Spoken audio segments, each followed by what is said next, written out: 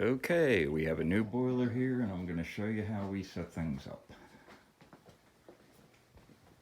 Start around the back with my boiler relief. Black nipple, black 90, easy to take apart for service.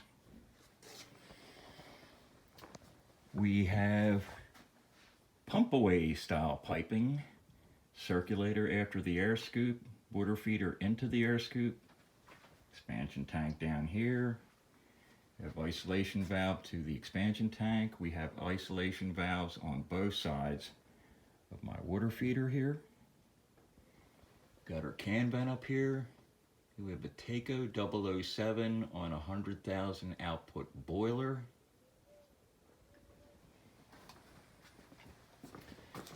The other thing we have here is this Taco 4-zone valve controller.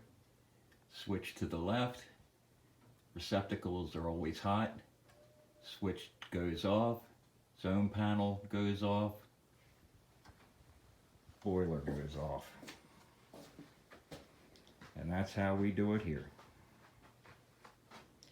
Don't forget to mention, everybody loves ProPress.